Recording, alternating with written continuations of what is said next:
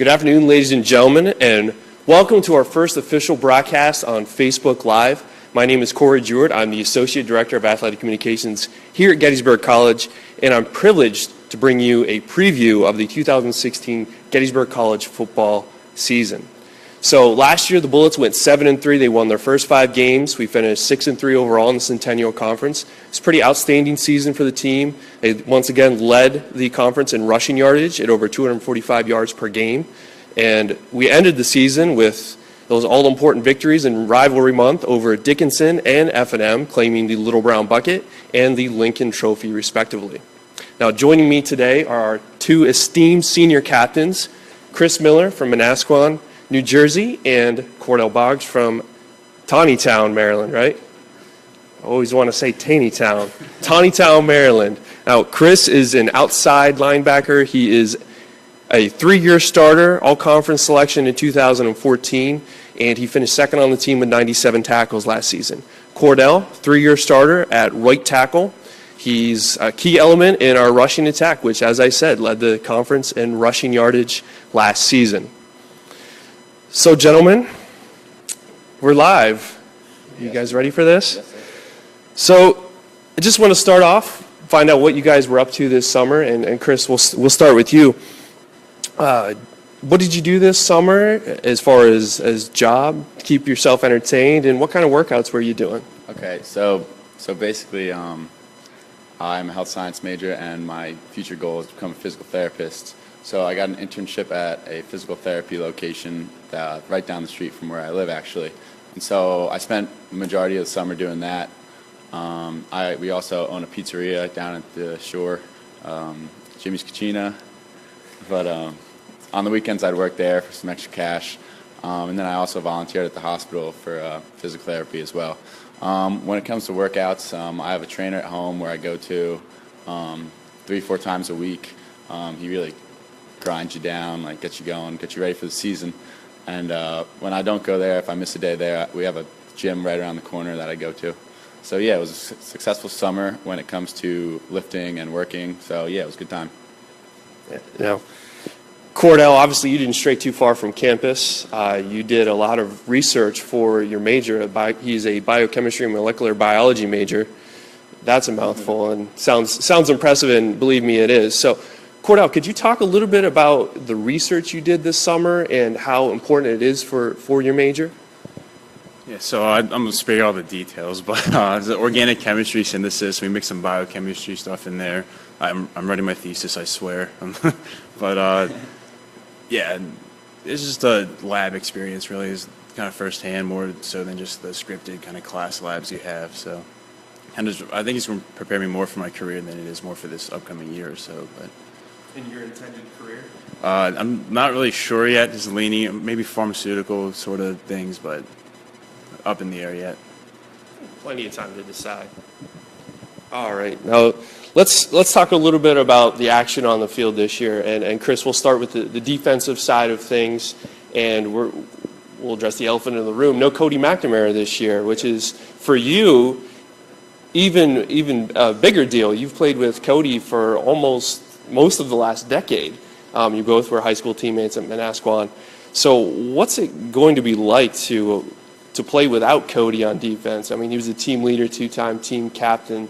And how do you hope to step into that role as a team captain and leader of that defensive unit this year? Well, he's definitely an unbelievable player. It's really hard to replace someone like Cody Mack. And not saying we are replacing him, but when it comes to that, we have a lot of young linebackers that have a lot of experience when it comes to that. And so basically, to all those guys and to people younger than that, we hope to get in there right away and lead by example. So not miss a beat once the first game comes around, and just show these guys like we mean business. And so they hopefully follow in the footsteps. You mentioned the linebackers, and out of all the positions on the field, we only have more offensive linemen on the roster. We have 15 linebackers, I think, and most of those guys have seen time on the field. I mean, we say that Cody was the starter, but you got guys like Joey DiCristofaro and Frank Olmo that rotating in all the time too. And in our scheme, we run that 3-4 defensive scheme. How important is the linebacking core in that defensive scheme that we run? It's definitely huge because a lot of the things we do is pursuit, and so like pursuing the ball is the number one thing we want. And so whether it's inside or outside, having fresh legs all the time. So last year we did a bunch of rotations in order to keep our legs fresh. And so whenever anyone is tired, you throw someone else in there that can do the same exact thing, play the same exact way, and you're really not missing a beat in that aspect. So that's awesome, the experience we have at linebacker right now. And yeah, we're hoping that the linebacker unit really comes in strong this year. Now, as a linebacker yourself, 2 years ago you led the team in interceptions. You had 4, including a big 55-yarder for a score against F&M. Last season you had 97 tackles, but no picks last year. Yeah. So if you had to pick an area where you like to go, would you rather drop back in coverage or rush the line? There's a lot of independence when you're like blitzing off the edge. It's basically just your job to keep the outside contained and get to the quarterback. That's a lot of fun, but definitely dropping back into coverage and then just getting there, getting the ball, it's just something else. You have the ball and you're just like kind of shocked for a second, and then you try to find an open area and run there as fast as possible just to see if you can get a touchdown. But yeah, I mean, the F&M game 2 years ago when I scored that touchdown was unbelievable. It's just feeling like no other. So just in general, addressing the goals of the defense, looking at the defense overall, including the secondary and the defensive line, what are some of the things that Coach Sean Weaver, the defensive coordinator, has particularly stressed to you guys as far as goals for the season defensively? One of the things we stressed is first down yardage. And so, like, one of the biggest things you can do in defense is stopping the run and or pass on first down to force them into long yardage situations. So that is what we're stressing because that really makes it easier on the defense and, like, easier on Coach Weaver to make calls based on long yardage situations. So, I mean, just stopping the run or pass on first down is huge. All right, now switching sides here, we'll go to the offensive side, get some comments from Cordell. So Cordell, now on paper, according to the depth chart and the starting lineups we always put in for games, on paper you're the only returning starter, but we've established that there are several players that were in that rotation, that front rotation. You got Matt McFadden, Ryan Thompson, Jordan Kelso, all those guys have played major minutes, but we're looking at filling, 4 offensive line spots, QBs up in the air, the tailbacks. We lost our 4 top rushers last season. What do you see as your role in particular as kind of the captain of that offensive unit with so many potential young up-and-coming players? The biggest thing is just acting as a mentor almost because I do have the most experience in things, but everyone around you also, you need them to perform, and like being an extra set of eyes at practice, watching the O-line, take their steps and everything. That's really helpful. Being able to coach them up as we go if the coach misses something or they're coaching someone else up. So I would say that's the biggest role there. And then as far as the young guys go, you never know what they're going to bring to the table. And it's always really exciting to figure out what they're going to do on the field. You never know. How strange is it, kind of going off our scripted questions here, how strange is it on the right tackle to look down the left side and see 4 new guys sitting beside you after last year where you had all the seniors? That's true. I don't know. I'm used to it. I trust in every single one of them. Every single one of them is going to do their job, and I know they're going to do their assignment the right way, and they're going to give it their all every single time. So, I mean, yeah, they're different faces, but I know their heart's in it all the same.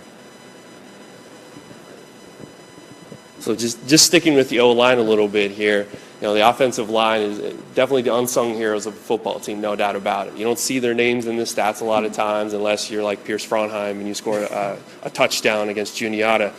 But 9 times out of 10, the offensive line kind of flies under the radar. But in our system, they play such a key role. The way that the wings run, the way that the quarterbacks run, the way that the tailbacks run. What does the offensive line at Gettysburg College take particular pride in from game to game? I have to say the biggest thing we take pride in is it's fourth quarter, 5 minutes left in the game. We're up, we're winning, and we have to run the clock out. And just you have to get first down, 4 yards of play, just clip them, just rip them, 4 or 5 yards of play inside the zone. They start turning into 10, 20 yards by the time you get down the field. Defense starts to get a little worn out, but that's the biggest thing is being able to finish the game with the ball in our hands, put it in the end zone, just put the nail in the coffin, so to speak. I mentioned the quarterback and the tailback positions in particular. Sam McDermott had a great season last year. 25 passing touchdowns, just 6 interceptions. He was moving it with his feet. That game against Bridgewater to open last year at 183 rushing yards. For a quarterback. It was a Centennial Conference record for a quarterback. And then in the backfield, you had Kyle Wigley, who rushed for over 100 yards per game last season. He was just a beast rushing in the middle or wherever he wanted. What has the competition been like in camp so far for the starting roles in that position? Really just the rotation, because I know Coach Streeter loves to do 2 and 3 tailback systems. The competition is it's heating up every single day. I don't know. It's building more and more as camp goes, actually. It's kind of ironic. You usually have a kind of guy clear cut who you think is going to do better, but we still have no idea who's going to show up and do what we want them to do on the field. This Saturday scrimmage, I think, is going to be the big tell to determine who's going to fight for those first team spots. So you mentioned that there's a lot of spots open, and we should see a lot of freshmen and sophomores challenging for those roles. We have, I think, 64 total freshmen and sophomores out of the 99 players that reported for camp. Yeah, that's definitely a lot. So, in what ways do you hope these younger players make an impact this season, and how quickly do you anticipate them picking up, the schemes offensively and defensively? I can tell you they already picked up the schemes. We made sure of that. I mean, Chris in particular, all the seniors definitely. Yeah, it's surprising. I would say I would say I'm impressed actually how quickly they're picking up the schemes and everything. And as far as making an impact, the biggest thing is just watching the upperclassmen and knowing what to do and learning and seeing what they're doing, follow the example that we're setting, and you just go for it and see what happens on the field. So we're getting to the end here of our conversation, and I'll just ask the both of you this question. What does this team have to do to be successful this year? We were picked 6th, I think, in the Centennial Conference preseason poll, maybe 5th. We've managed to improve that slot the last 2 years in particular, when we're trying to strive for that conference title. They've got the Centennial MAC Bowl Series now for the 2nd and 3rd place teams too. We've got the trophies out there, the Old Ting Cup, the Little Brown Bucket, the Lincoln Trophy. There's a lot of prizes out there to be won. So what does this team this year have to do to be in the running for those things, to capture some of those prizes? And Chris, you want to? So basically right now we're doing everything we can to prepare ourselves for game ready. Just going into the game and competing to the highest level that we can, and completely trying to get rid of the mental errors. Those are the things that you go into a game and you have just a couple that can change games. So you go into a game, someone doesn't do their assignment, and boom, there's a touchdown. Eliminating those really would help our defense and our offense perform at the highest level they can.